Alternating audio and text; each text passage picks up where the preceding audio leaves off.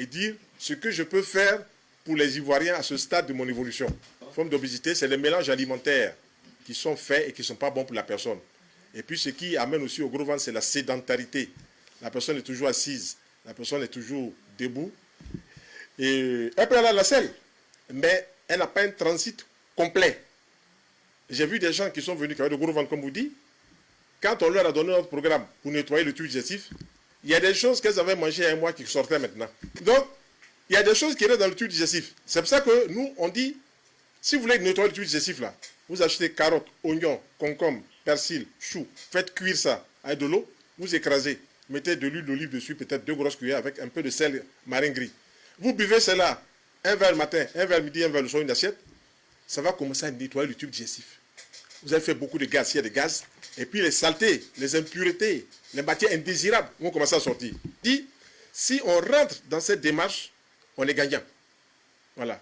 Moi, j'ai fait beaucoup d'erreurs aussi, c'est ce qui m'a permis de perdre mes cheveux.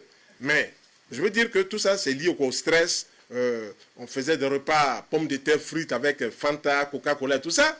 Le sucre là, qui est dans ces boissons là, c'est lui qui est dangereux. Ce n'est pas la boisson même, c'est le sucre là qui est le problème. Et si vous mangez n'importe quel repas, que vous mettez une boisson sucrée au sucre blanc, il y a danger à l'horizon. Voilà. Et aujourd'hui, tous les médecins qu'on voit en France commencent à s'intéresser à la médecine naturelle. On voit le professeur Henri Joyeux, qui est cancérologue, qui dit la même chose que nous.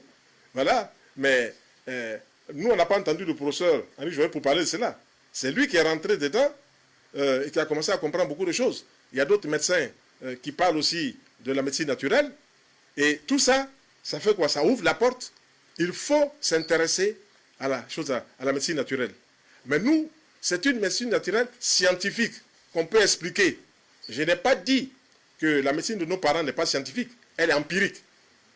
On voit que ça soit, on ne peut pas expliquer, c'est ce qu'on dit l'empirisme. Mais elle est scientifique d'un côté parce qu'elle permet d'aider les personnes. Voilà. Et ce que je veux surtout faire ressortir, il y aura des stands où vous pourrez voir des produits, vous pourrez parler avec les praticiens sur les produits, et puis aussi pour assister aux conférences. Quand vous allez assister aux conférences, vous allez dire aïe, aïe, aïe, aïe, aïe. Il y a des choses qui vont vous renverser. Assez